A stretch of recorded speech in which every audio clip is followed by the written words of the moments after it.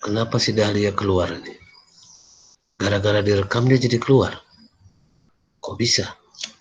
Masuk lagi kamu Dahlia. Bilang sama dia. Udah masuk lagi, Pak. Udah masuk lagi. Oh, nggak tahu saya kenapa ketika direkam kamu mungkin tabrakan kamu sama proses merekamnya. Nggak sakit? Nggak lah ya. Elak sedikit aja lah. Elakkan ke kiri, elakkan ke kanan, biar jangan kena. Tadi katanya di keterangannya di sini karena apakah harus diteruskan memeriksa karena salah satu anggota Dahlia Mahadal ini harus keluar katanya. Jadi terakhir bisa rupanya. Baik, kita kembali ke pembahasan etika tadi. Ya, jadi ketika cerita etika itu cerita norma, aturan lah, aturan. Nah, di sini berbeda karena aturan itu kan ada tingkatannya ya. Aturan yang paling tinggi sebenarnya adalah syariat. Ya, syariah tentunya. Artinya yang kita pahami itu adalah syariah. Di bawahnya baru hukum-hukum manusia. Mulai dari undang-undang dasar, undang-undang.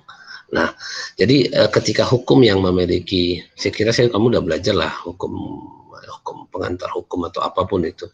Ketika hukum itu ceritanya secara formil, maka dia ada sanksi.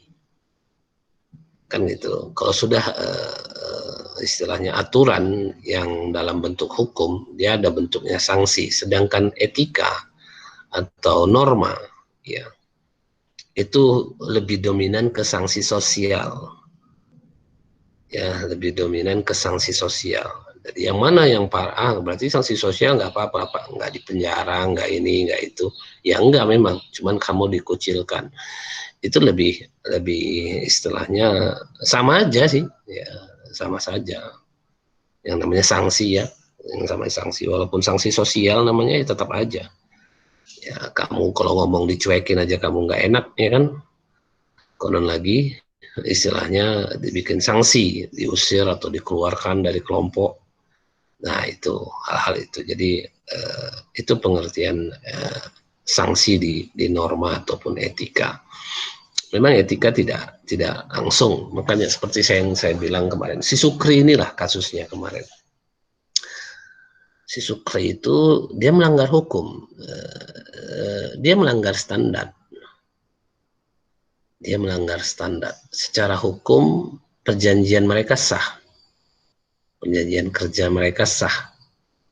Si Bahar melakukan perjanjian dengan perjanjian kerja dengan si Sukri, lalu mereka melaksanakan perjanjian itu sesuai dengan kesepakatan. Nah, secara hukum formil tidak ada yang dirugikan, ya kan? Tidak ada yang dirugikan secara materi, ya kan? Terakhir, tapi ya, kan ada tapi nih, tapi pelaksanaannya tidak sesuai standar. Sehingga sebenarnya si Sukri itu dikenakan sanksi sosial. Jadi gini ya, apa kamu yakin si Bahar tidak menceritakan kepada kawan-kawannya mengenai model kerjanya si Sukri? Pasti dikasih taunya. Aku cuman bayar sekian, aku cuman kasih ini itu langsung keluar report. Siapa akuntannya? Sukri. Itu kan tidak sesuai dengan aturan, tidak sesuai dengan standar. Jadi bagi orang-orang yang sekufu, semodel dengan Bahar, tentu dia akan sangat senang dengan modelnya si Sukri. Tapi kalau ada yang modelnya idealis, yang menuju kepada kebenaran atau kebaikan, tentu dia tidak senang yang namanya model kerjanya si Sukri. Tidak profesional, kan gitu ya, tidak sesuai standar. Nah, inilah norma. Jadi, apakah orang yang lebih banyak yang suka model si Sukri atau lebih senang yang baik-baik? Nah, disinilah yang namanya dilema etika namanya.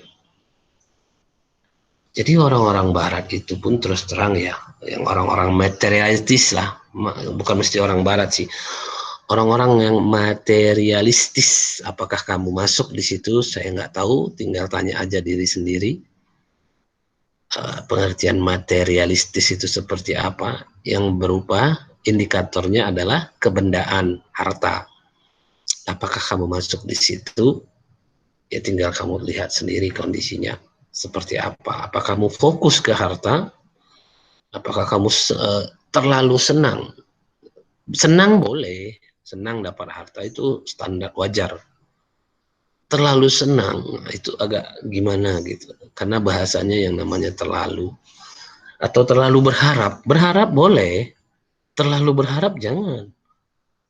Udah kata bahasa terlalu itu cenderung negatif, ya cenderung, karena terlalu beribadah terlalu banyak pun. Saya ingat kisah dari Umar melihat pemuda yang badannya sehat, masih muda, sibuk di masjid saja, berzikir-zikir saja, lalu dia datang ke masjid dan mengusir untuk supaya pemuda-pemuda itu bekerja kehidupannya. Artinya apa? Ya harus bekerja gitu, ya kan?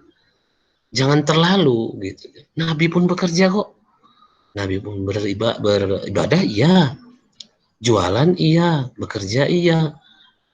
Ya Umar, Utsman, Abu Bakar ada kebunnya, mereka bekerja.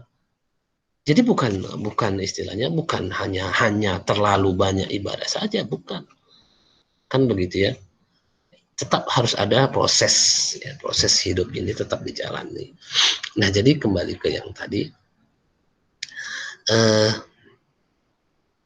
orang-orang yang materialistis itu bingung, karena dominan orang barat ya, bingung dia tujuan kehidupan ini. Kenapa mereka harus jujur?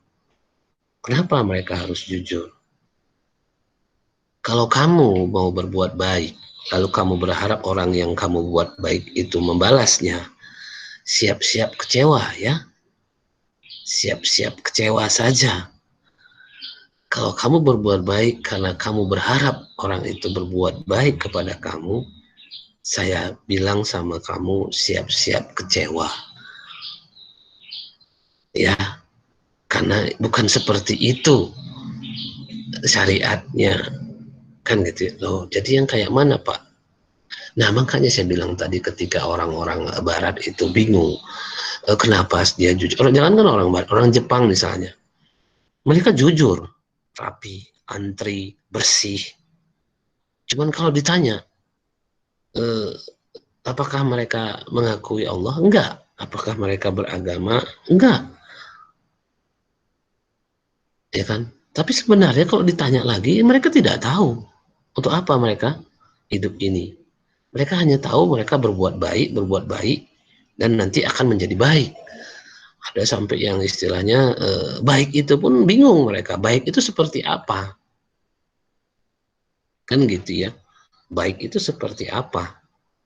Gak ada prototipenya. Kan gitu ya. Contoh. Nah, tentu di agama kita ada contohnya. Kalau kita prototipe manusia itu yang betul-betul yang namanya manusia itu adalah Nabi besar Muhammad SAW bagi yang laki-laki. Bagi yang perempuan, ya istri-istri Nabi lah. Ya kan? Kalau laki-laki contohnya satu loh. Kalau perempuan unik ya. Berapa istri Nabi? Berapa istrinya Nabi? Iya. Cuma nanya kalian. Berapa istrinya Nabi? Iya. Gak bisa langsung jawab gitu. 13, Pak. 13. Kamu udah nengok internet? Iya, Udah Pak. Google? Udah nengok Google kan? Ada yang khilaf di ulama. Ada yang bilang 11, 9, ada yang 13. Nah, Jangan pula kalian pikir nanti, oh iya ngeri kali Nabi kita ini, begitu ya. Jadi kalian pun sebagai perempuan harus tahu di Nabi itu semua syariat, ya dominan lah, mayoritas syariat, ya 99% kehidupan Nabi itu adalah syariat, hukum, kan gitu ya, hukum yang harus kita ikuti, prototype. Nah, ketika cerita Nabi itu kenapa istrinya banyak, kamu harus bisa jawab. Bukan kamu bilang, oh Nabi itu gila perempuan, nah itu bejat kamu. Nggak akan cium surga nanti kamu. Ya, kalau yang kayak gitu. Jadi apa jawabannya? Jawabannya, secara syariat, kenapa mau istrinya Nabi itu 13 atau 11? Itu karena seperti itulah model perempuan yang ada di dunia ini. Seperti istri-istrinya itulah model perempuan yang bisa kamu ikuti. Tidak bisa satu model perempuan itu. Ada 11 sampai 13. Ya, 11 itu istrinya yang memang sat, 2 lagi itu budak yang diangkatnya jadi istrinya. Budak yang dimerdekakan. Jadi kamu tinggal tehat, makanya pelajarilah contoh-contoh. Kalau perempuan, karena banyak perempuan di sini kan. Kalau yang laki-laki tinggal aja contohnya Nabi. Apa contohnya? Misalnya, ya sederhana dan memang terukur misalnya. Apa itu? Ya kawin, nikah. Nikah Nabi umur 25. Jadi laki-laki fokuskan ke umur itu. Karena kalau di atas umur itu bahaya. Di bawah umur itu pun resiko. Kan gitu ya. Jadi silahkan. Karena kenapa kok 25 Pak? Ya karena Nabi contohkan. Dan dia tahu model manusia itu yang seperti itu. Yang paling baiknya. Dan Allah pun kan merestuinya. Seperti itulah dia umurnya. Nah kalau perempuan, kalau perempuan karena memang banyak istimewa perempuan ini kan gitu ya. Jadi ada 11 atau 13 yang menjadi contoh. Kalau kamu mau lihat modelnya seperti yang energik, yang istilahnya apa namanya ya, istilahnya dari muda sampai awal kan, itu Aisyah.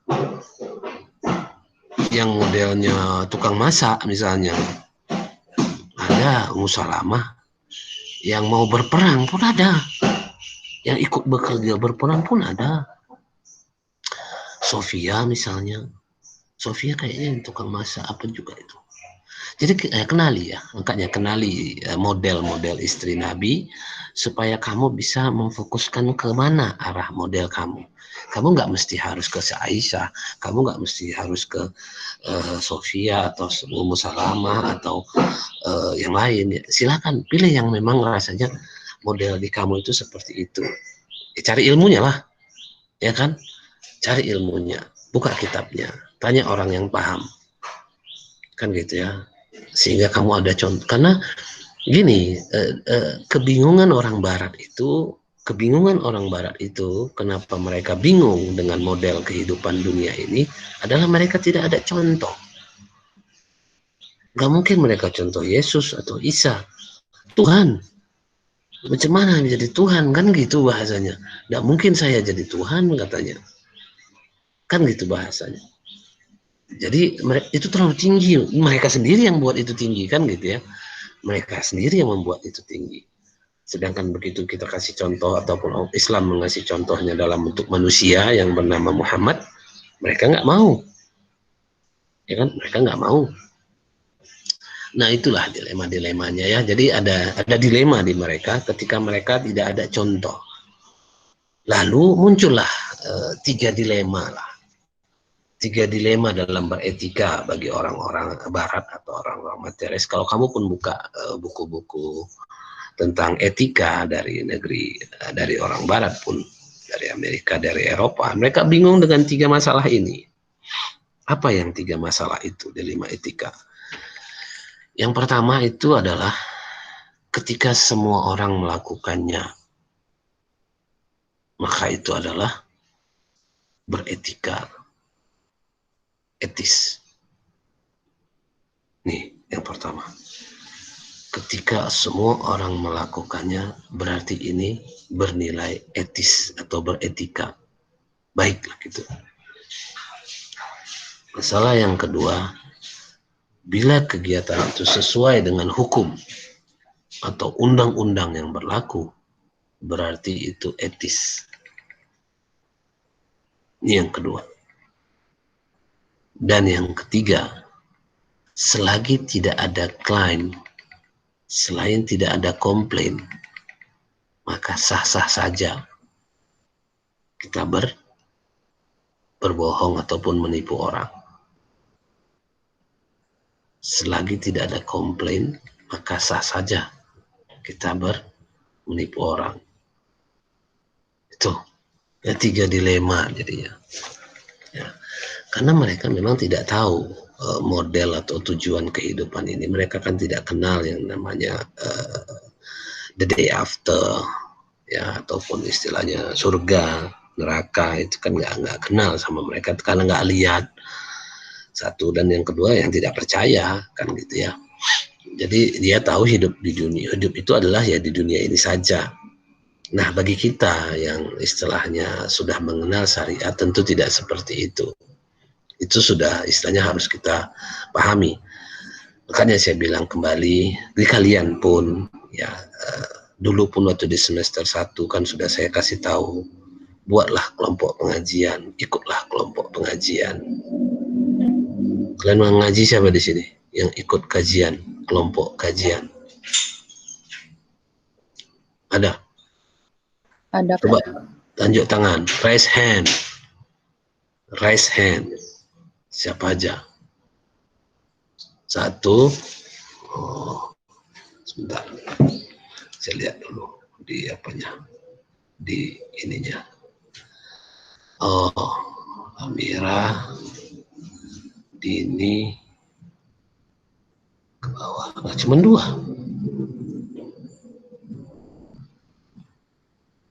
Ada lagi. Kok nggak ada raise hand-nya, kok nggak muncul? Cuman Dini yang nampak raise hand-nya. Sebentar. Oh,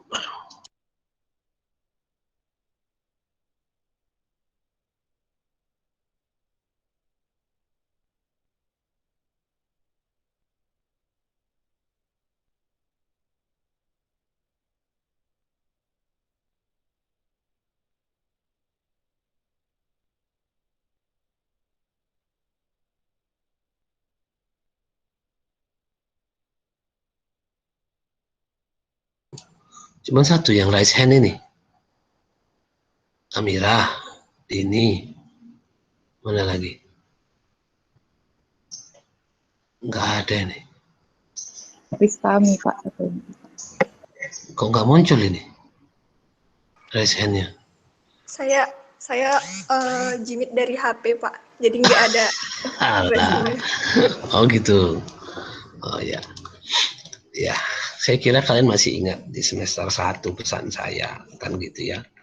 Artinya ikutlah ke kelompok pengajian dengan 3 syarat juga saya kira kemarin ya, ingat ya. Ya, tidak ada kata terlambat. Toh saya pun sekarang ngaji juga kok. Saya pun ikut terus, nggak berhenti gitu loh. Mungkin sampai mati. Saya akan terus ngaji. Ya, karena memang istilahnya ilmu itu terus berkembang, 1, dan yang kedua saling mengingatkan itu kita harus dapatkan ya. Kalau enggak karena sunatullahnya itu kita memang berjamaah. Tapi ingat kan, sebenarnya dulu saya ingatkan kalian 3 ya kan. 1, kelompok, kalau milih kelompok ngaji itu 1, tidak kutus individu ya kan, tidak ada imamnya kita kutuskan ya kan, sampai cium-cium kakinya, cium tangannya apa semua, minum-minum air cuci kakinya, itu tuh enggak gitu-gitu kali lagi kan gitu ya. Itu 1. Yang kedua, tidak ada menawarkan ibadah instan ya. Jadi jangan masuk kelompok pengajian yang menawarkan ibadah instan ya. Contohnya ya, kau bawa barang ini, nanti kau datang ke gereja terus meledak, kayak gitulah. Kau masuk surga nanti akan dijemput oleh bidadari dan lain sebagainya. Itu kondisi-kondisi, itu ibadah instan namanya. ibadah instan. Jadi kita ibadah itu bukan instan ya. Ibadah itu memang terus menerus, sedikit, kecil, tapi continue, terus menerus. Di situ logika ibadah di kita. Dan yang ketiga itu adalah tidak menjelek-jelekkan kelompok lain. Ya, jadi kalau kamu sudah masuk suatu kelompok lalu dia menjelek-jelekkan kelompok lain, ya udah keluar aja. Nggak cocok itu, nggak ke situ. Islam nggak pernah seperti itu. Nggak pernah ada mengajarkan. Ya, istilahnya menjelek-jelekkan kelompok lain itu nggak perlu di kita. Ya, itu nggak perlu. Bagus kita keluar saja, kan gitu ya. Jadi pertama tadi saya bilang tidak ada kultus individu, yang kedua tidak ada ibadah, menawarkan ibadah instan, dan yang ketiga tidak menjelek-jelekkan kelompok lain, karena memang ya masing-masing punya manhajnya masing-masing. Ya, tidak perlu kamu rasa kamu paling hebat, kamu paling benar, dan kamu sendiri yang masuk surga. Ya kan nggak gitu ceritanya. Ya kan kerja surga itu aja luas langit dan bumi kok. Apa ceritanya? Masa kamu kelompok kamu aja yang mau di situ? Lapang kali lah. Terlalu lapang jadinya. Kan gitu ya. Jadi itu kondisi maksudnya ya. Jadi silahkan teruslah mengaji. Kalau memang nggak tahu juga ngajinya kemana, nanti bila tanya saya, nanti kita. Yang laki-laki ini kok kenapa nggak ngaji? Udah pandai kali rupanya. Ya, udah pasti masuk surga. Ya kan nggak juga kan. Ya, jadi kalau yang mau menuntut ilmu tanpa guru, hadisnya nih, maka setanlah gurunya. Ya, jadi kalau yang istilahnya belajar itu rentan ya, bukan berarti apa, rentan masuk setan. Ya kan, kalau setan, kalau model-model yang udah baik-baik lah, kayak kita ini, ya kan, setan itu bukan ngajak kita buat maksiat ya. Setan itu malah membenarkan kita. Nah, di situ yang kita sering tergelincir. Membenarkan kita itu yang berbahaya. Jadi di Quran pun sering disebutkan bahwa memang setan itu cara menggodanya itu ya membuat dia menjadi bangga, senang kan perbuatannya. Jadi orang-orang zolim, orang-orang yang berbuat maksiat itu dikasih bahasanya bisikan-bisikan apologi. Udah paten kali aku nih, udah nggak gini, udah nggak gitu. Dia nengok yang jeleknya, orang-orang yang lebih jelek lagi gitu loh. Dia nengok orang-orang yang lebih hancur lagi. Aku kan lumayan kali nih, pulang jam 12 malam. Ada yang pulang pagi. Bencong aja pulang pagi katanya kan. Ah ya, jadi kamu kok bencong apa pulang pagi? Kan nggak perlu kan gitu ya. Jadi membandingkan sama yang lebih parah itu paling demen itu setan itu modelnya. Jangan nengok, kalau yang ibadah jangan nengok. Kalian itu terbalik kadang-kadang ya. Kalau yang keduniaan baru nengok yang kayak gitu, yang kaya misalnya, udahlah biar aja lah dia kaya, kan gitu ya, ya kan. Tapi ini kan berebut mau jadi. Tapi kalau yang ibadah baru kata berlomba. Ingat ya, berlomba bukan bertanding. Ya, berlomba bukan fastabiqul khairat, bukan bertanding. Kalau bertanding itu gini, ada yang kalah dan ada yang menang. Kalau berlomba itu searah. Lomba lari, searah dia. Ya kan? Lomba pacuan kuda, kan searahnya. Kalau bertanding gini, ada yang kalah, kita bukan. Bahasanya fastabiqul khairat, berlomba-lomba berbuat kebaikan. Kan gitu jadinya. Baik, kita kembali yang ke tadi jadinya. Jadi ingat ya, bagi yang laki-laki, kalau memang ada yang masih juga belum sampai semester ini belum ada mengaji, hubungi saya biar kalian bikin kelompok ngaji aja. Ya kan, masa udah tua-tua gini nggak ngaji juga. Saya aja udah tua gini pun ngaji terus kok. Masa kamu pun belum. Emang udah berapa kali khatam sih? Ada kadang-kadang udah baru sekali khatam, udah khatam saya Pak, baru sekalinya. Itu dulu Pak, waktu SMP, SMA udah khatam, jadi nggak ngaji-ngaji lagi, udah disimpan semua Qurannya terus. Nggak ngaji-ngaji lagi, ya jangan gitulah. Itu terus dibaca. Ya, terus dibaca. Baik. Nah, jadi kembali ke yang tadi, dilema etika tadi ya, dilema etika tadi ketika semua mengerjakannya lalu dikategorikan baik atau beretika, itu yang masalah kan. Sekarang ketika semua orang melakukan itu apakah benar? Contoh, mencontek itu sekarang, saya yakin di antara kamu yang enggak mencontek itu dianggap aneh, ya, dianggap alien, ya kan? Satu, atau itu lumayan, yang ada dibully terakhir, ya kan, kosok paten kau, macam betul aja kau, gitu kan. Itulah bahasanya ketika kita tidak memberi contekan. Itu terus itu sampai masih di kalangan kalian masih terus seperti itu. Ya, saya pas ujian kemarin pun seperti itu. Kalaulah kita dari segi komputer akuntansi kita jumpa, itu malah kelihatan kali nanti. Ada yang konyol memang. Itu di sistem itu tidak bisa dirubah namanya. Dia pakai file kawannya, kumpulkannya ke saya. Ya itu kan nama kawannya lagi nama filenya. Nggak bisa dirubah nama filenya. File awalnya itu yang buat ya nama dia. Jadi dia diambilnya file awal kawannya, dikerjakannya. Yang mana bisa? Itulah kan. Udahlah mau nipu, bodoh lagi, ya kan kacau namanya. Kan gitu ya. Jadi jangan seperti itu ya, jangan seperti itu. Nah, nyontek itu sama semua kalangan kayaknya udah sesuatu yang lumrah, lazim. Kalau di laki-laki misalnya ngerokok misalnya, oh, udah hebat kak, udah lazim. Laki-laki kok nggak ngerokok, cemen, bencong katanya juga. Padahal bencong pun merokok semua rata-rata, ya kan? Nggak gitu. Lalu dikata nggak merokok, lalu gimana? Ya jadi apa acuannya kan gitu ya? Apa acuannya? Kenapa kamu? Nah, kembali ke kita kan gitu. Apakah Nabi mencontohkan seperti itu? Ya kan? Satu, dan yang kedua, ya apakah keluarga Nabi, Ahlul Bait, istri-istrinya itu mencontohkan seperti itu? Kan enggak. Ya kan? Jadi coba, ya kan, acuannya kita jelas Al-Quran dan hadis. Ikuti saja pedoman itu, insya Allah kita selamat. Itu yang pertama. Yang kedua tadi hukum. Nah, itulah cerita hukum undang-undang. Coba kasih tahu ke saya, undang-undang apa yang tidak menunjukkan nilai kemanusiaan, yang bertentangan dengan nilai kemanusiaan.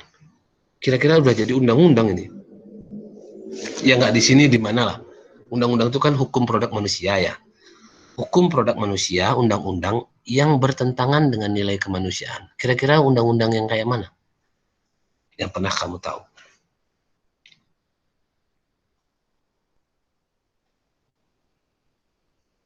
Ada? Tahu nggak? Coba kira-kira.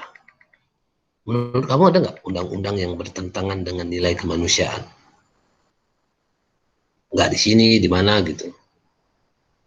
Kira-kira. Ada ya? Apa itu? Apa contohnya? Iya. Mana weh? Kalau nggak bisa. Apa contohnya?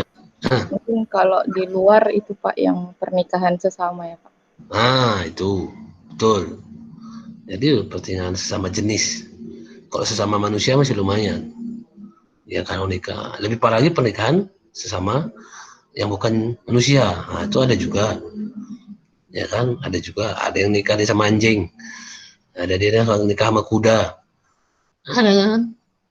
Itu, tapi ya itu tidak diakui di undang-undang. Tapi yang undang-undang yang paling jelas itu adalah pernikahan sesama jenis. Itu nilai kemanusiaannya mana? Itu loh, nilai kemanusiaannya mana? Nggak ada nilai kemanusiaan. Oh, suka sama suka macam mana? Suka sama kayak mana? Ya kan.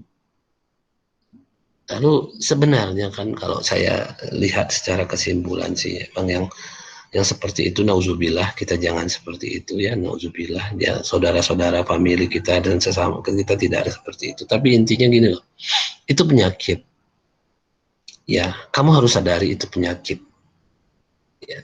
Jadi orang-orang yang seperti itu di saat ini tidak merasa itu penyakit pula. Ya memang kadang-kadang menyadarkan kalau orang itu sakit itu kan memang susah ya.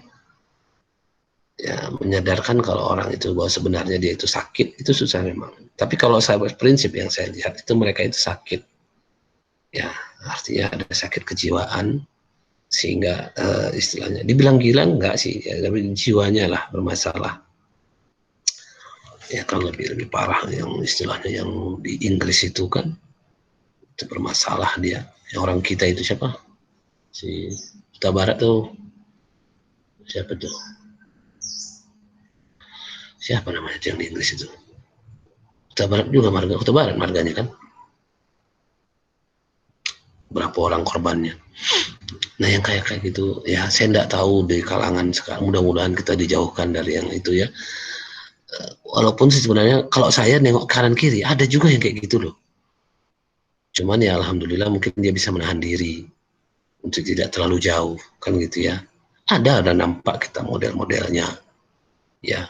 Tapi kalau dia berusaha untuk menahan diri, berusaha untuk tetap, ya kita harus support gitu loh. Kita harus support, jangan malah dibully. Ya kan, jangan malah dibully. Saya di sekitar saya ada orangnya rajin ke masjid lagi. Ya macam yang kita kemarin kita cerita lah ya kan, dosen kita juga ada juga. Ya, ya kita doakan gitu. Kita doakan, kita jaga, kita modelkan seperti apa kan gitu ya. Mudah-mudahan bisa lepas dari yang kayak gitu. Ya mudah-mudahan sih, saya tidak tahu. Ya kan daring ini betul-betul menyelamatkan kalian lah. Ya kan salah satu sisi yang positifnya daring ini menyelamatkan kalian dari model yang seperti itu. Kan gitu ya. Ya, hanya bersyukurlah kalian yang laki-laki. Tapi apakah dia masih seperti itu saya pun nggak tahu, wallahu alam. Saya pun tidak terlalu apa, tapi dari sisi hati saya ya saya tetap mendoakan supaya dia sembuh baik-baik saja ya, jangan sampai seperti itu lagi ya kan, mudah-mudahan lah. Kadang nggak tahu kita hidayah itu kayak mana datangnya ya, itu kita nggak tahu. Kita istilahnya walaupun kamu membawa dosa sebesar setinggi langit, ketika kamu sudah taubatan nasuha, Allah maha penerima taubat ya kan, Allah maha penerima taubat. Jadi kamu enaklah hidup ini sebenarnya jadi orang Islam ini.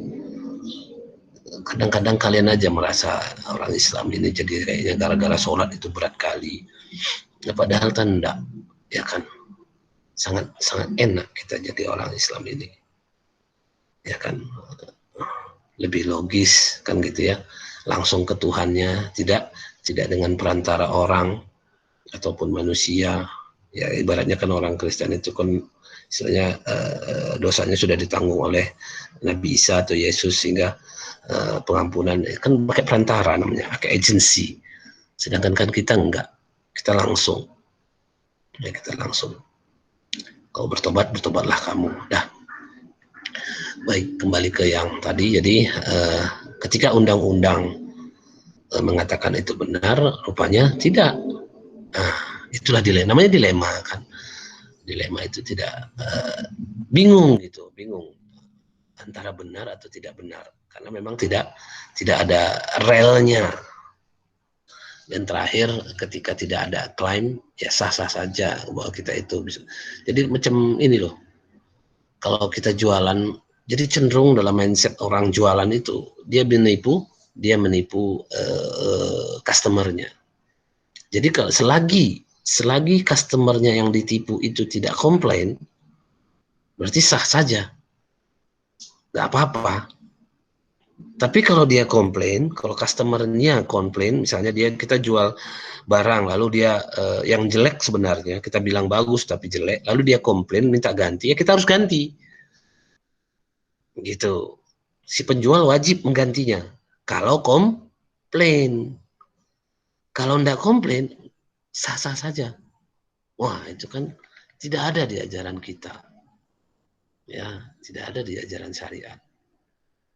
Jadi di mereka sah-sah saja kalau misalnya jualan itu nipu, ya kan, ya, ibaratnya saya pun pernah itu kan beli duku misalnya, duku 3 kilo itu, pilih memang malam gelap kan gitu kan, masa udah pilih dia pakai tas plastik hitam kan gitu kan, begitu sudah ditimbang apa semua kita nggak tahu, oke, sampai ke hotel ingat saya itu buka busuk semua, busuk hitam-hitam semua, ya Allah, mau balik lagi jauhnya, jauh, ini Jakarta waktu itu ingat saya, Jakarta kalau udah satu tempat ke tempat lain pening lah, ya kan macetnya, waduh jauh. Nah itulah kondisinya. Jadi gimana kita mau komplain? Tapi sebenarnya kalau kita komplain, si penjual itu nggak ada merasa bersalah itu, ya udah digantinya. Kalau di sana gantinya, dah, kayak beres ya, dah ya, itu aja. Ada secara syariat tidak seperti dilema ya, dilema bagi mereka orang-orang Barat, orang-orang materialistis itu dilema di situ.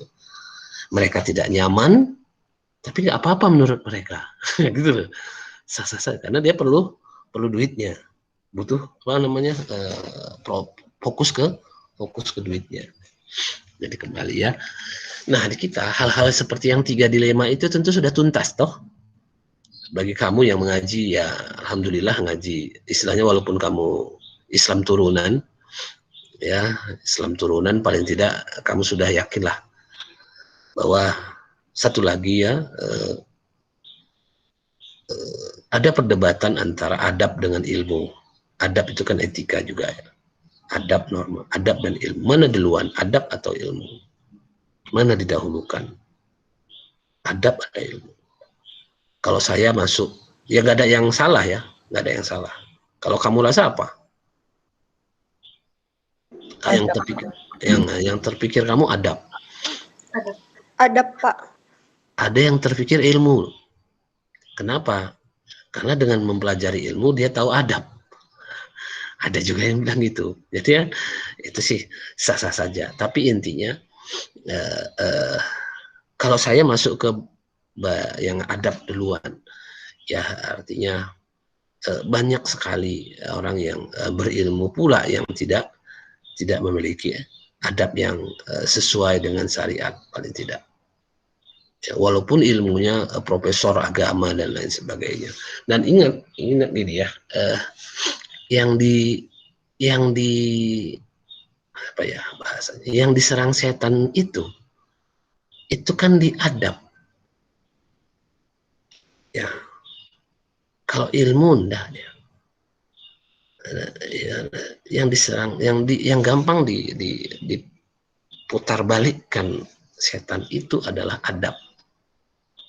Ya, istilahnya di sini karena bermain hati gitu ya, ada hati. Jadi kamu harus perhatikan, kamu harus ingat kalau setan itu paling gampang duduk di hati, berdalih dengan perasaan. Ya, makanya kadang-kadang kalau sudah cerita perasaan memang sangat rentan ya. Bahasa puas, karena udah emosi itu kan ceritanya, oh puas aku katanya kan. Puas itu paling gampang diduduki sama setan, karena ukurannya nggak ada. Ukuran puas itu tidak ada, ya nggak ada batas dia. Sampai kayak mana pun nggak ngerti puas itu apa. Kan gitu bahasanya. Jadi tidak ada cerita puas. Itu bukan, kan tidak ada pula kewajiban kita memuaskan diri kita. Kan gitu kan. Kita cukup kita, bukan puas, cukup. Ya. Jadi itu kondisinya ya. Jadi kembali ke yang tadi juga. Ke yang dilema etika tadi. Ketika 3 dilema itu sudah harusnya terjawab di kita, ya sebagai orang syariat sebenarnya sudah terjawab, ya itu yang saya harapkan, dengan syarat kamu terus ngaji, ya bukan berarti, jadi gini ya, kamu harus pahami juga, kalau Pak itu udah ngajinya tinggi pun orangnya kayak gitu mulutnya, kayak gitu ininya, kan gitu kan, seperti yang saya bilang tadi. Satu, setannya yang datang ke dia itu lebih hebat daripada yang datang ke kamu pastinya, yang levelnya masih rendah. Jadi yang datangi setan, yang datangi ustadz itu tentu bahasa kitanya ustadznya setan kan gitu ya, levelnya beda. Jadi gini, ketika kamu, Pak, kan waktu azan setan kan lari tunggang langgang katanya, misalnya kan gitu ya. Iya, setan yang satu atau dua, yang 10 lagi datang, yang tahan dengan yang itu datang dia. Bukan kamu kira setan itu satu atau dua jenis saja, ya.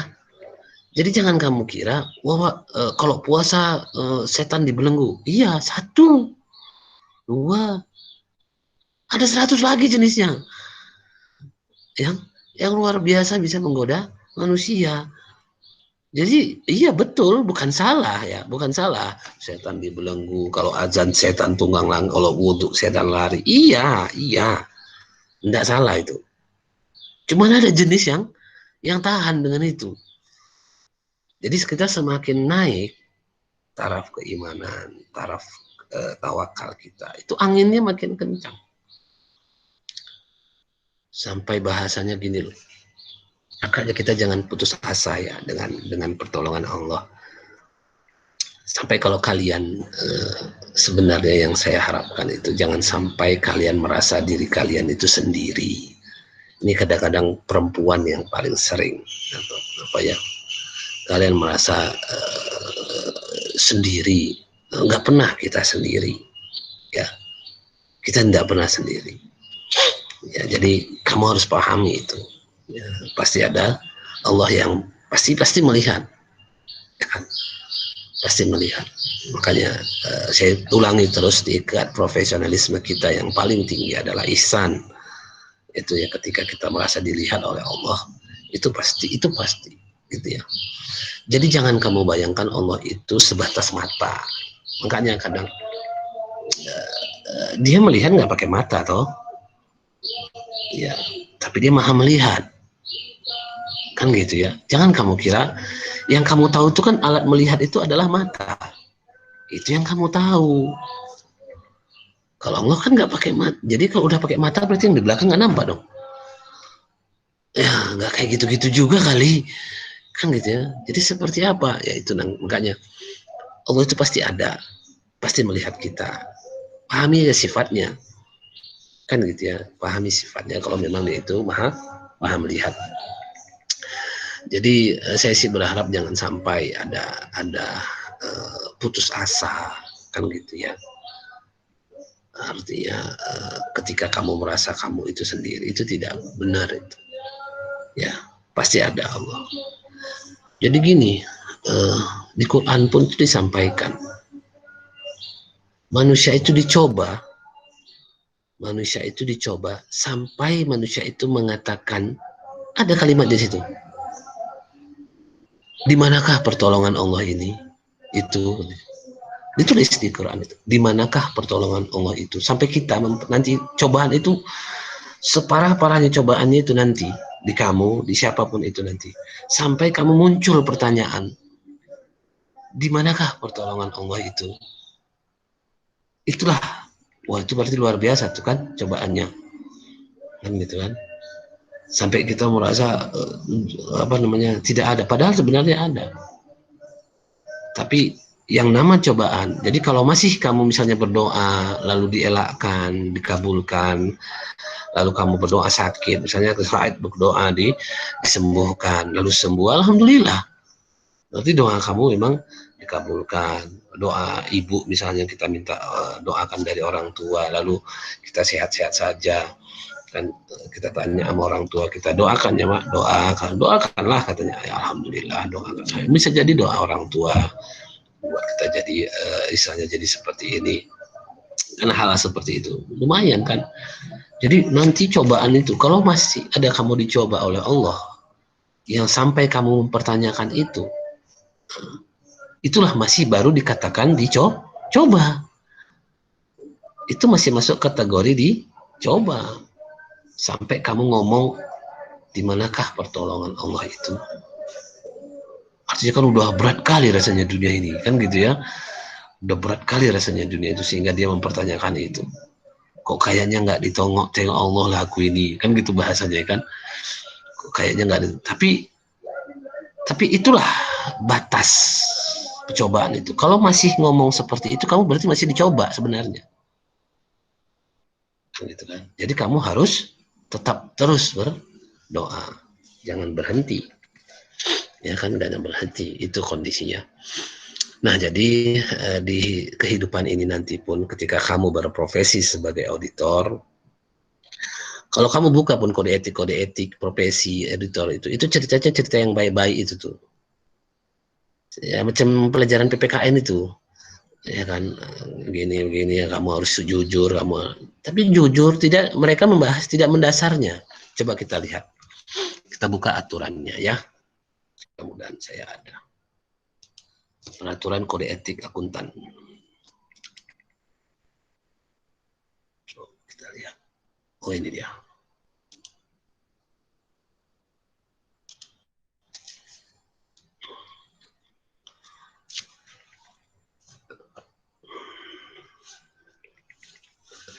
Oke.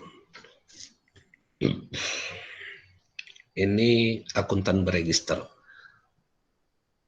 Jadi akuntan beregister itu ya termasuk saya akuntan beregister, anggota bukti lulus sertifikasi CA, CPA, CAPMA. Ya, CA Chartered Accountant, saya CA Chartered Accountant, CPA Chartered Public Accountant, CPMA Chartered Public Management Accountant, manajemen akuntansi manajemen, akuntan manajemen, akuntan perusahaan internal. Akuntan internal itu ini.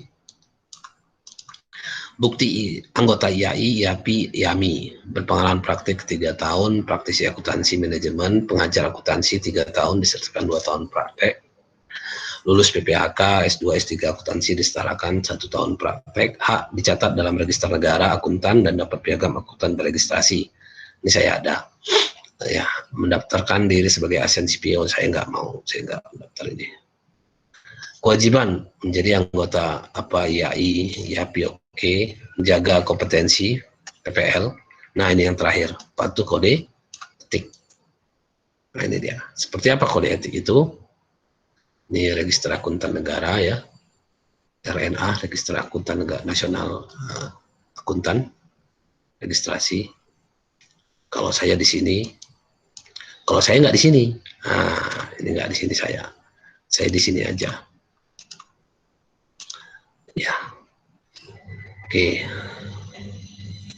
menggunakan jasanya ya. Mana kode etiknya? Independensi, ini aturan ini ya. Kondisi independensi silakan, oke. Kemudian jasa, oke.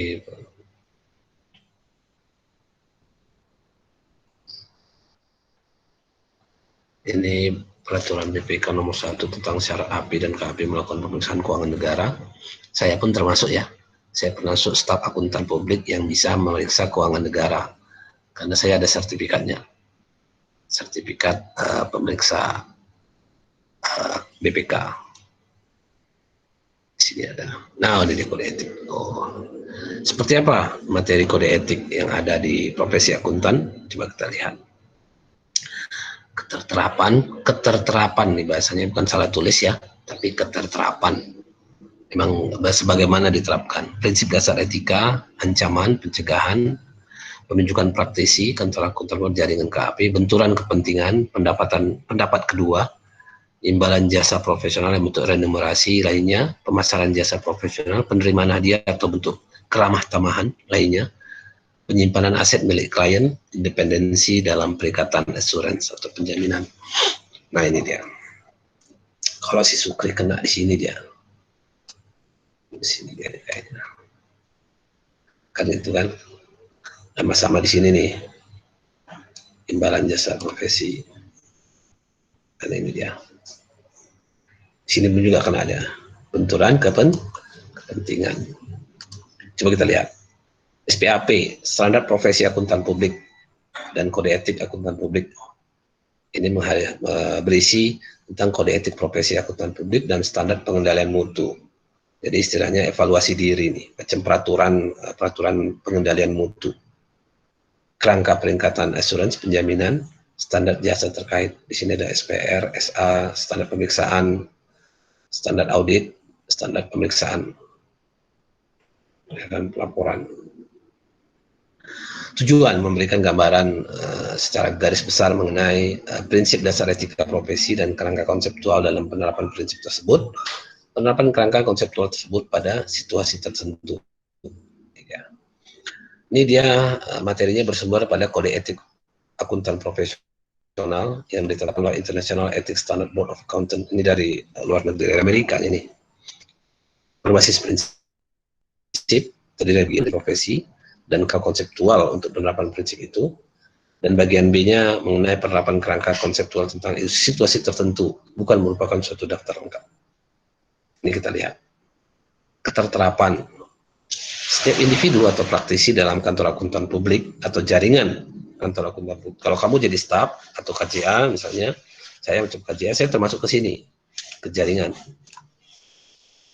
Baik yang merupakan anggota IAPI maupun yang bukan merupakan anggota IAPI, Ikatan Institut Akuntan Publik Indonesia ya, IAPI itu Institut Akuntan Publik Indonesia yang memberikan jasa profesional yang meliputi jasa asuransi, penjaminan, dan jasa lainnya, selain yang tercantum dalam standar profesi dan kode etik profesi. Anggota IAPI yang tidak berada dalam KAPI tapi atau jaringan KAPI dan tidak memberikan jasa profesional tersebut, kita tetap harus mematuhi penerapan bagian A. Merupakan aturan minimum. Ini aturan minimum sama mereka. Tidak, tetap tunduk pada perundangan ketentuan hukum yang perundangan berlaku efektif 1 Januari 2010. 10 tahun udah. Nah ini ya, prinsip dasar etika profesi, integritas, objektivitas, kompetensi, serta kecermatan dan kehati-hatian profesional, kerahasiaan perilaku profesional. Ini bahasa-bahasa yang seperti ini ya. Bahasa yang bagus-bagus lah. Ya kan? Prinsip dasar etika profesi, integritas. Seperti apa integritas itu? Ya kan? Setiap praktisi harus tegas dan jujur dalam menjalinkan hubungan profesional, hubungan bisnis dan masalah pekerjaan. Dengan cerita-cerita kayak gitulah. Objektivitas, setiap praktisi tidak boleh membiarkan subjektivitas, benturan kepentingan, pengaruh yang tidak layak, undue influence dari pihak-pihak lain mempengaruhi pertimbangan profesional. Kompetensi serta kecermatan dan kehati-hatian profesional. Setiap praktisi harus memelihara pengetahuan dan keahlian profesionalnya pada suatu tingkatan yang dipersyaratkan secara berkesinambungan sehingga klien dapat menerima jasa profesi. Oh yang baik-baik aja lah nih, bukan baca pun pelan-pelan, baik-baik aja lah nih.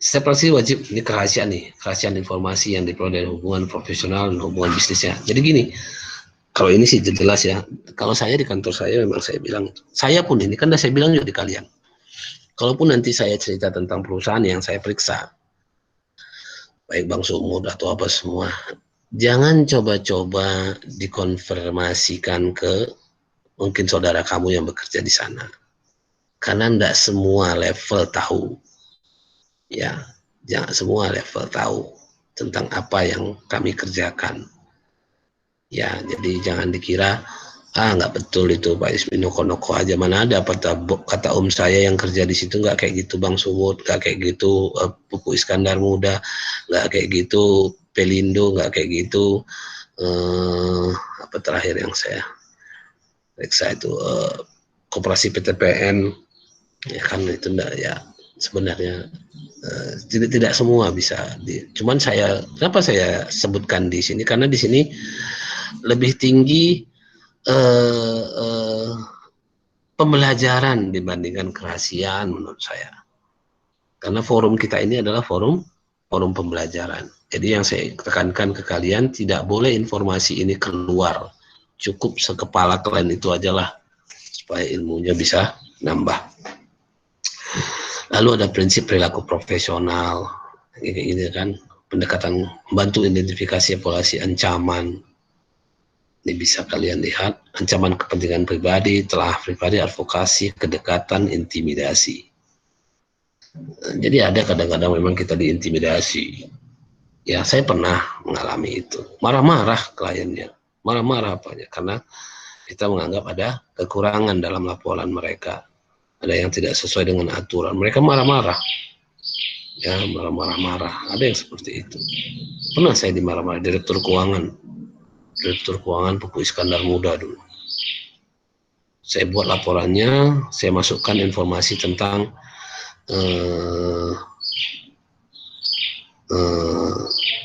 pelanggan-pelanggan mereka, perusahaan-perusahaan menjadi langganan mereka. Marah dia. Loh, kok marah? Ya apa kembali seperti ini? Untuk apa begini-begini? Wah, marah-marah dia. Di rapat marah-marah. Ngomonglah saya kesini meriksa, bukan untuk dimarah-marahi. Kalau dimarah-marahi baru saya pulang Jakarta waktu itu. Itu direktur keuangannya yang ngomong. Kepala dinas, kepala divisinya langsung terdiam kan takut. Kalau saya kan enggak, ya kan maksudnya apa urusan kita kan memeriksa. Dia bukan atasan kita. Nah, di situ bahasanya kan, wah, kita ini bukan pegawainya Pupuk Iskandar Muda kan. Kita pemeriksa. Marah-marah, ya. Terakhir baru ditenangkan. Ya kan? Baru ditenangkan. Ya kalau memang, kenapa kok diletakkan itu? Ya, ada contoh yang seperti itu. Ini untuk transparansi. Apa susah? Heran saya, kenapa dia protes customernya diletakkan nama-namanya. Nanti dicuri orang ini informasi begini-begini. Itu kan tinggal dimasukkan atau tidak dimasukkan, tinggal bagus-bagus saja ngomongnya. Alasannya apa? Karena dia tidak tahu alasannya apa. Karena di perusahaan sejenis dimunculkan. Dulu grup kami juga meriksa Pupuk Kaltim, PT Pupuk Kaltim. Dimasukkan diam-diam, santai-santai, malah lebih besar Pupuk Kaltim lagi dibandingkan dengan Pupuk Iskandar Muda. Itulah mungkin orangnya agak aneh-aneh. Tapi ya kita diintimidasi, itu bahasanya. Diintimidasi. Ya, ancaman kan gitu ya, kepentingan, ada ancaman-ancaman pribadi, ancaman apa ini kan, ancaman intimidasi. Ancaman kepentingan pribadi. Ada ancaman telah pribadi.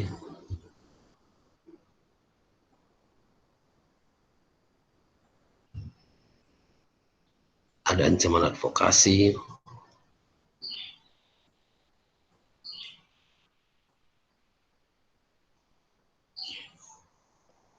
Jadi kalau ada macam ini, memberikan nasihat hukum kepada klien assurance dalam litigasi atau perselisihan dengan pihak ketiga. Jadi kalau ada konflik itu beda lagi apanya ya, skopnya.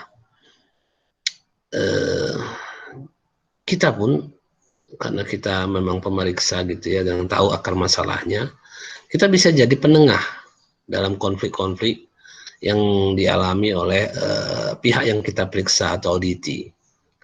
Jadi kita dapat data yang lebih konkret gitu. Makanya kadang kita cukup bisa membantu. Cuman di situ jadi ancaman. Ancamannya apa? Kita melewati kondisi yang perjanjian. Kita nggak nyampuri. Jadi kerjakanlah kerjaanmu saja, nggak usah campuri kerjaan orang. Ya kan, anggota tim perikatan merupakan anggota keluarga. Ini ancaman kedekatan, keluarga dekat direktur atau pejabat klien, ya, macam kayak gini lah. Kalau udah ada saudara kita di situ atau apa, nggak usah kita periksa dia, nggak usah kita ikut, kita ke yang lain aja. Ancaman, pendekatan ancaman intimidasi seperti ini.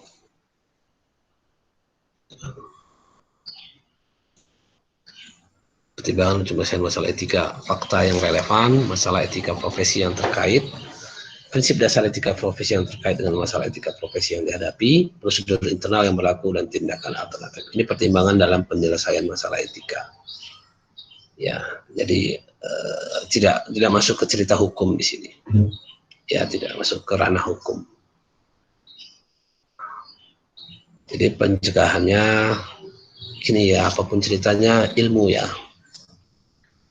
Jadi kalau kamu enggak, saya bilang bukan berarti belajar itu harus kuliah saja ya. Jadi belajarlah ke semua orang. Ya. Jadi ya saya bilang adab tadi, cobalah kamu bagaimana akhlak. Kadang gini, kadang nengok orangnya aja kita sudah adem gitu, kan gitu ya. Udah semana kan gitu ya. Ada nengok orangnya kita udah enek gitu. Nah, jadi gimana caranya kan gitu ya? Gimana caranya supaya kita menjadi pribadi yang seperti yang terbaik yang bisa kita buat kan gitu ya? Bukan berarti kamu jadi orang lain, bukan. Itu tidak perlu. Kamu jadi kamu aja, cuman terbaik dari yang kamunya gitu. Kita tidak mengarahkan kamu jadi si A, si B, si C karena masing-masing orang beda. Tapi yang kita harapkan itu kamu jadi manusia yang terbaik di posisi kamu gitu. Nah, kadang yang menilai kita itu tidak bisa kita sendiri. Kita butuh cermin. Cermin itu pasti orang lain. Carilah cermin yang memang jujur, yang kawan. Makanya senanglah kalian kalau misalnya sudah punya kawan yang mengkritisi atau memberikan penilaian, karena masih ada yang memperhatikan kawan-kawan ini. Ya kan, kalau ndak ada sampai nanti masanya ya, sampai nanti kalau udah umur saya mana ada, malah kalau kita salah malah senangnya orang itu, kita ditunggu-tunggunya pun kita salah, ya ngeri kan. Di dunia kerja ditunggu-tunggunya kita salah, begitu nggak mungkin juga kita nggak pernah salah, namanya aja manusia, nggak mungkin juga kita nggak pernah salah. Begitu salah sekali udah, ya kan, bukannya sebelumnya diingatkan gitu, enggak. Tapi bukan berarti salah pun harus kita ditutup-tutupi. Nah, itu tadi kan. Ya kita salah bukan berarti harus ada kawan itu kawan yang baik itu kawan nutup-nutupi salah kita. Bukan. Bukan seperti itu ya. Jangan kamu salah persepsi. Kawan yang baik itu membantu kita menyelesaikan ataupun memperbaiki kesalahan kita. Bukan menutup-nutupi yang kesalahan kita. Bukan. Jangan salah. Oh dia kawan kali karena aku salah kemarin itu di nyontek terus di covernya aku ditutup-tutupi aku supaya nggak nampak guru, supaya nggak nampak dosen. Nah, itu salah, bukan itu namanya, ya kan. Baru sebelumnya kalau kawan yang baik itu sebelumnya ya, kok nggak usah nyontek kenapa, kan gitu. Di situ bahasanya, jangan salah kaprah, kan gitu ya, jangan salah kaprah di kita. Baik. Menunjukkan praktik sikap atau jaringan penerimaan klien. Ini cerita penerimaan perikatan. Maksudnya penerimaan perikatan di sini kontrak ya. Jadi gimana kita nerima klien. Perikatan yang berulang, keputusan menerima harus ditelah secara berkala. Ya, ini nggak ada masalah sih kalau sudah terus menerus boleh aja. Penerimaan perikatan. Jadi gini. Terkadang semakin kita kenal, semakin susah kita objektif ya. Disinilah sebenarnya kode etika profesi itu. Jadi makanya dulu sempat harus di rocker dia, harus diputar posisi orang-orangnya. Jangan dia saja. Itu secara prinsip memang bisa mencegah, tapi bukan itu satu-satunya. Dan memang kayaknya sih ini terjadi ya di kantor pajak misalnya, DJP, Direktorat Jenderal Pajak. Itu pemeriksanya bertukar-tukar itu, 3 bulan atau 6 bulan sekali berputar-putar orangnya, pindah sana pindah supaya jangan dia aja kan di daerah itu kan gitu kan. Cuman sebenarnya nggak efektif juga ya. Saya mengalaminya itu tidak efektif juga. Walaupun orang itu pindah, bahasa kasarnya itu, kakinya masih ada di situ. Cengkramannya itu masih kuat. Jadi kalau ada yang ganggu klien dia ataupun perusahaan yang dia lindungi, wah dia bisa marah. Wah macam-macam lah. Jadi kadang-kadang nggak kepikir sama kita kok bisa kayak gitu terjadi di dunia ini. Jadi kalau yang hidupnya nggak money betulan kepentingan, bingung lah. Persaingan secara langsung antara praktisi ini persaingan. Tapi saya bilang kalau sudah kamu paham syariah, ini nggak ada masalah ini. Artinya apa? Satu, rezeki kan nggak kemana, ya kan? Rezeki kan nggak kemana. Artinya kadang-kadang aneh ya. Saya sebenarnya dapat kaji. Kalau kamu sakit, kamu berdoa dulu, baru makan obat. Jangan makan obat dulu, baru berdoa. Ya kan? Ya dahulukan dulu, gitu. Yang memang harusnya didahulukan. Ya kan yang bisa menyembuhkan syifa itu kan orang, ya Allah lah. Ya bermohonlah kepada dia kalau memang mau sembuh. Kan gitu ya. Baru ikhtiarnya makan obat. Sekarang kan enggak. Setelah udah nggak makan, nggak bisa obatnya sembuh, baru berdoa. Ya aneh. Jadi di sini bahasanya gini loh. Bahasanya fikih prioritas. Nanti kalau kita mau bahas, ada bukunya, buku dari Imam Yusuf Qardawi tentang fikih prioritas. Itu bagus untuk profesionalisme. Karena kita ini kan orang baik-baik. Pilihan kita pun pilihan yang baik-baik. Cuman masalahnya, memilih yang terbaik dari yang baik-baik. Nah, itu pun butuh ilmu. Ya, butuh ilmu. Kalau nggak tahu lagi ya gimana lagi, ilmu yang kita dapat ya istiqoroh lah. Ya kan, gimana lagi? Saya pun istilahnya harus istiqoroh kok. Mau beli ini istiqoroh, mau beli itu, mau bingung mau pergi atau enggak istiqoroh lah dulu. Ya kan, mau gimana lagi? Kita bingung. Kamu kira makanya Al-Fatihah itu harus dibacakan setiap hari karena di situ ada ihdinas siratal mustaqim. Ya kamu kan sering mana nih ikut kuliah Pak Ismi enggak ya? Disuruh mama pula begini. Nah, gimana ya? Kan gitu ya. Silahkan minta tolong kepada Allah, istiqoroh, doa, kasihnya jalan itu. Dapat semua bisa. Karena yang kamu prioritaskan adalah yang baik-baik, yang baik-baik. Dia akan kasih jalan dia. Semua jadi nggak ada masalah. Nggak akan ada jadi ditenangkan. Misalnya orang tuamu misalnya agak apa digesernya sedikit di waktunya. Jadi hati orang tua jadi agak tenang. Dibikin Allah jadi nggak merepet jadinya. Itu kan bukan kita yang bisa membolak-balikkan hatinya. Kan gitu bahasanya. Baik. Benturan kepentingan ini. Jadi benturan kepentingan seperti ini bisa kita jawab dengan fikih prioritas. Pendapat fakta yang tidak sama, bukti yang tidak memadai. Ini maksudnya memperbaiki pendapat, opini. Ini memperbaiki opini maksudnya. Ya kan? Ya kalau ada fakta yang tidak sama tentunya atau bukti yang tidak memadai sehingga ini bisa menjadi ancaman kan gitu ya. Pencegahannya ya kita persilakan untuk mengubah. Ya, ini saya pernah juga ya terpaksa dirubah opininya, ya kan. Waduh, saya kena marah ini. Kenapa? Karena saya berbeda pendapat saya dengan pendapat grup yang lain, kan gitu ya. Opini saya dengan opini yang lain berbeda karena saya pengecualian. Yang mereka orang itu yang bagus-bagus pendapatnya, saya enggak. Ada pengecualian. Dimarah saya. Tapi ya begitulah kondisinya. Nah, apakah saya ikut ya gimana ya? Karena memang kita cuma bawahan ya kita ikut aja lah dulu. Tapi kita ambil pelajaran dari situ. Jadi imbalan jasa profesional dan bentuk remunerasi ya kita nggak ada masalah ya dengan ini. Artinya tadi seperti yang saya bilang juga rezeki tidak kemana. Memang ini pula yang paling ribet terus terang aja ya.